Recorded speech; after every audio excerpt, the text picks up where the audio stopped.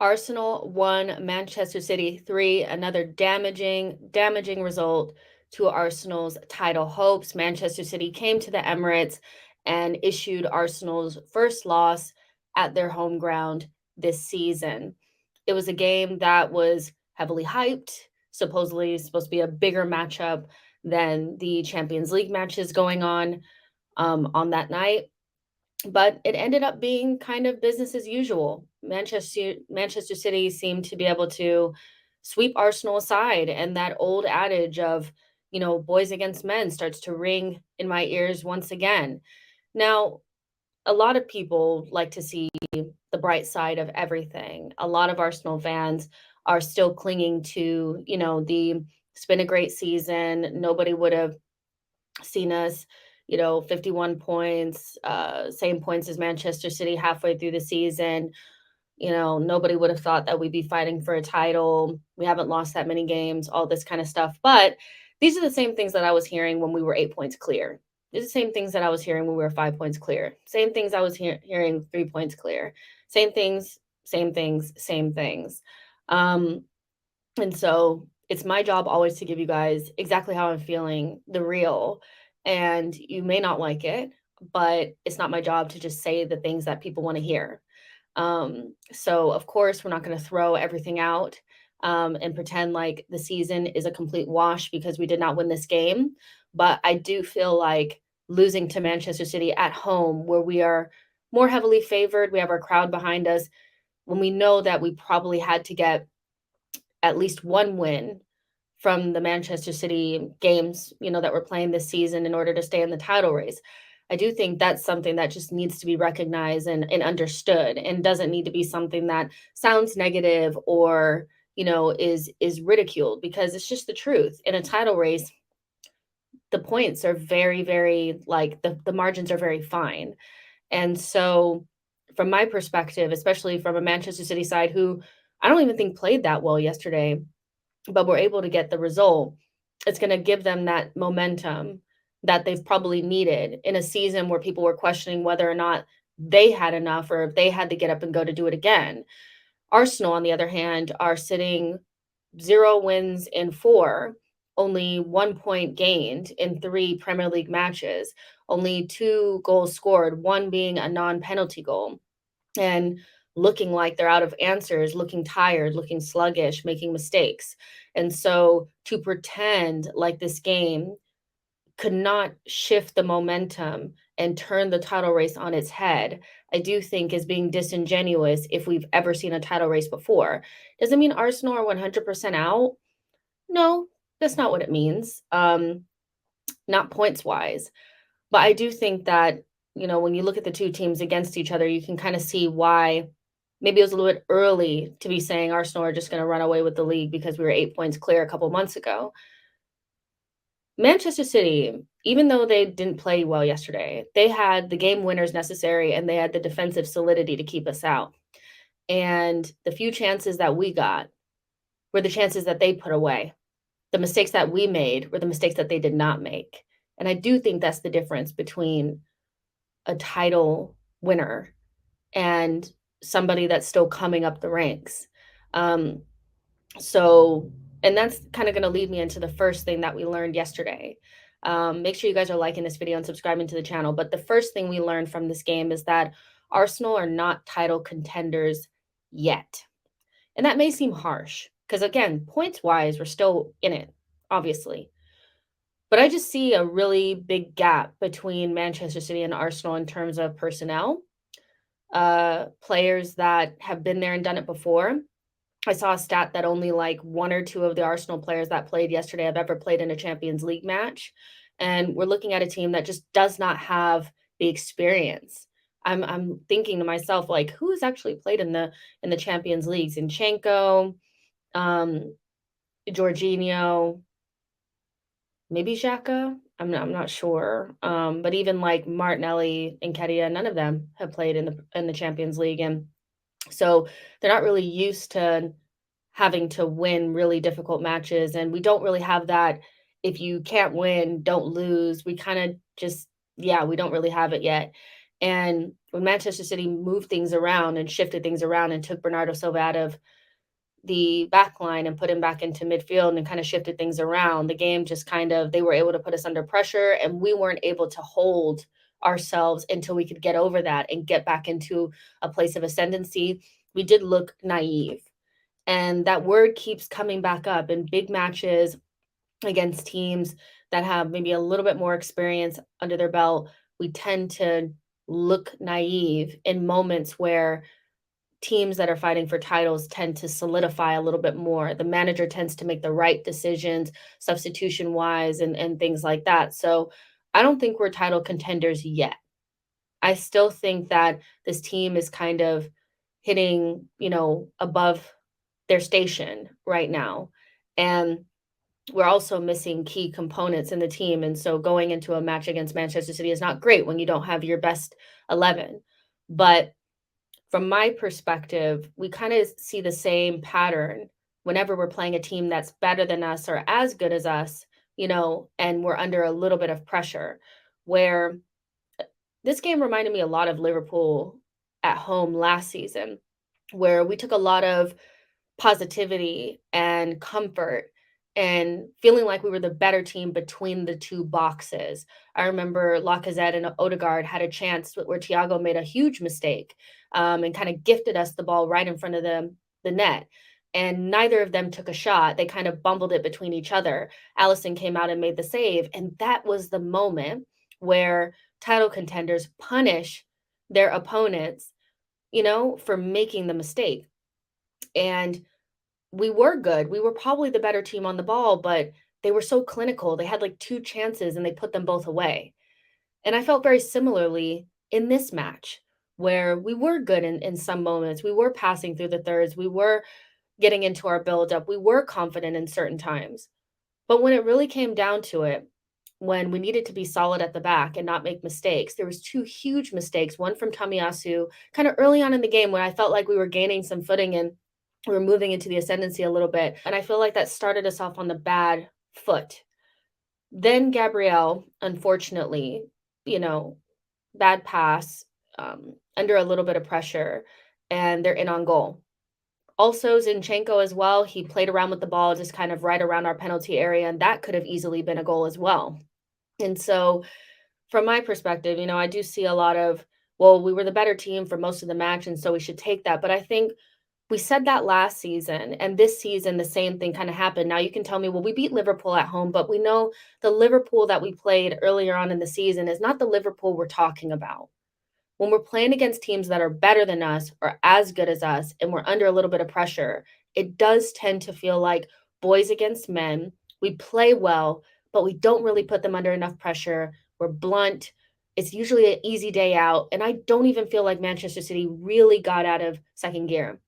I feel like in the first half, we caused them a little bit of trouble because tactically they were in a bad position. But once Pep made those changes, it's pretty easy for them to put us under some pressure and get the mistakes that they could capitalize on. And so I don't think we're title contenders yet. I think we're a couple personalities short, some experience short. Um, I just think, and tactically, we're probably a little bit short, well, as well, to really call ourselves title contenders. We've done really well up until this point, but right about now, I'm just thinking, let's get back onto a winning run. The second thing that we learned from this match is something that hurts me very deeply. If you guys have been on this channel before, you guys know, as a football player, I do like love Thomas Partey in terms of like the profile and the player that he is. I always advocate for him being one of the best central defensive midfielders in the league. And he's what our probably our most important player because feels like our form really turns upside down whether he's available or not. But I do think that, in light of what happened before the game started and the inevitable injury that he usually gets when it's a difficult moment within the season, I do think we need to move on from him. And what I mean by that is not necessarily sell him, but bring in somebody that has a really good fitness record, that is not injury prone, and can play 90% of the matches a season and can give us the same level of quality. We have been more than due a shakeup in midfield at Arsenal. We've been kind of calling for it for the last 2 summer windows, and it hasn't really gotten addressed yet. Feels like Arsenal want to address it this coming summer, but I feel like our immediate goals that are in front of us before the season ends kind of dissipate based on Thomas Partey's availability. And it's just not something that I feel like we can go through again. It's the 3rd season in a row where he's just not there when we need him the most. And I think he's been available for 60 something percent of the matches he could have been available for as an Arsenal player. We have a 47% win percentage when he's not available. And it's about a 20% gap, like it's 60% when he's there. And that's a stark difference. He's somebody that he's too important to our side where we need to be where we have to rely upon him, but he's not reliable. And so, I mean, if you could give Thomas Partey Xhaka's availability, we'd have the perfect player, but he's just not that. He's 29 years old, he'll be 30. It's time to start future proofing this side and getting us to a point where if he's not available, it doesn't matter. We have somebody that can step in, and the player that I think we need is somebody who can start in front of him, move fully from it, you know, um, rip the Band-Aid off. It's time. And it's hard for me to say because I do feel like he's such a good player, but he's just never available. And these muscle injuries that come, they're not usually, season ending all the time, but they re-aggravate. And when he's not, he's one of those types of players as well, where if he's not 100%, he's pretty much like a zero as well. I've never seen a player like that before. If they're just even a little bit injured, that's it. And so it's unfortunate. And of course, I think he's a great player. And I'm not saying you have to sell him. What I'm saying is we need to move away from being so reliant upon him. And Arsenal have done their best to avoid not addressing midfield in a way that's significant. Buying a player that's prime age that could start right now. We're just kind of moving around it. Sambi hasn't worked out. El Neni is not available, but he's also not good enough. And so it's time. I actually think we need 2 midfielders in the summer. I think we need to go big. We know our number 1 target is Declan Rice. I don't know if we'll get him or not. He's our number 1 target. We need to get him. And then, we need to bring in somebody probably as a left 8 as well. So, yeah, time to move on from Thomas Partey, as hard as that is for me to say. So the third thing that we learned is that Jorginho is actually a pretty good signing. I don't think anybody really wanted Jorginho. Like, I'm not going to say like, oh, well, all the people that wanted Jorginho were right, because I don't think any of us really wanted him. But, when Thomas Partey was, the everybody knew that he wasn't going to be playing in this game.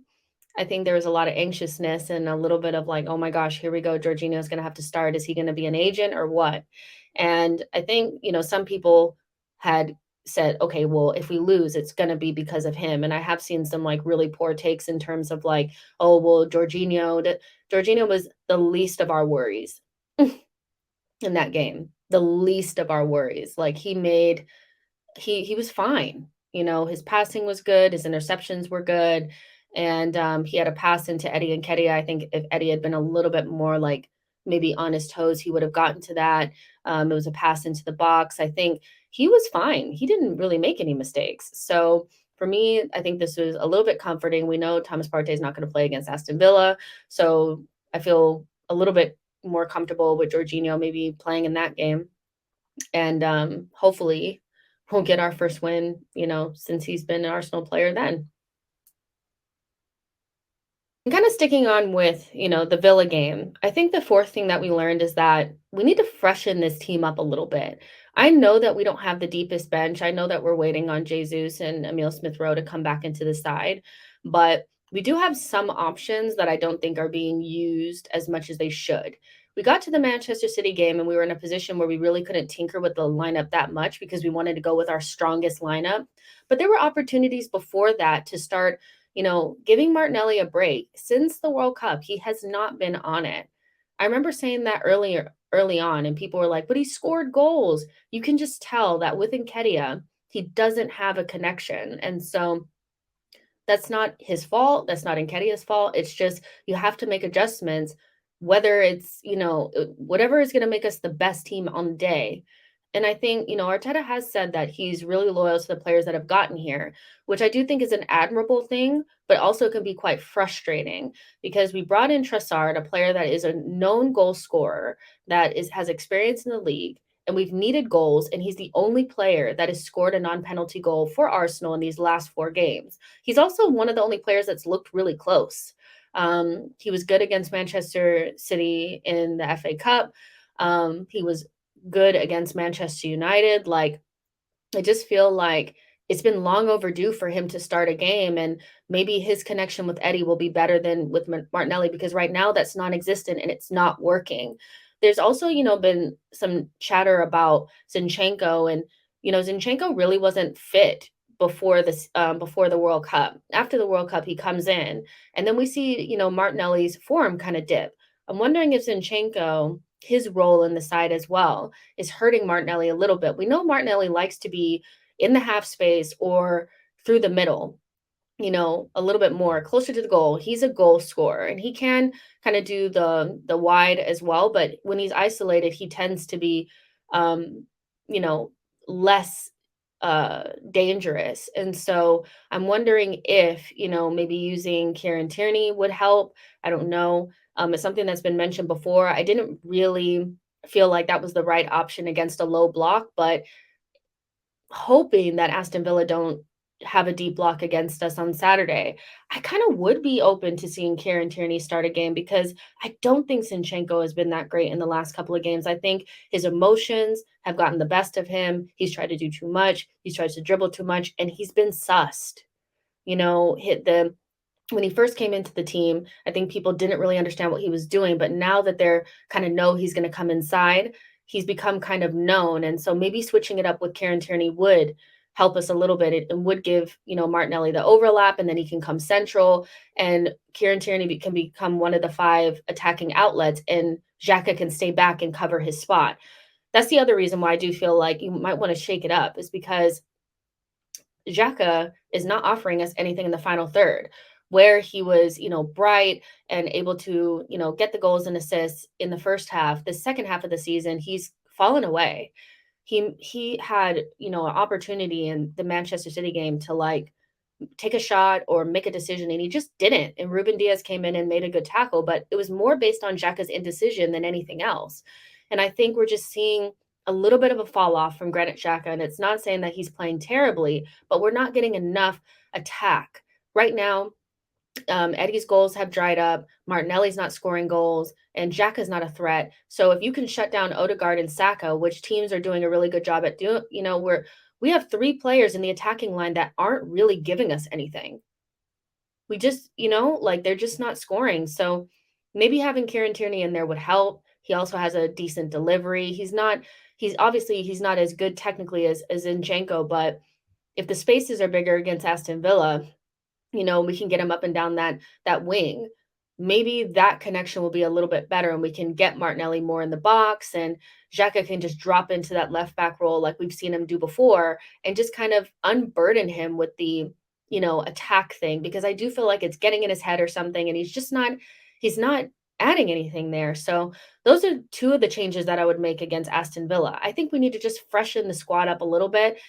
Arteta tends to play it until it breaks, and it's broken. We're not scoring goals, and when we're not scoring goals defensively, we're not good enough either right now, to not be scoring 2 or 3 goals. So shake it up.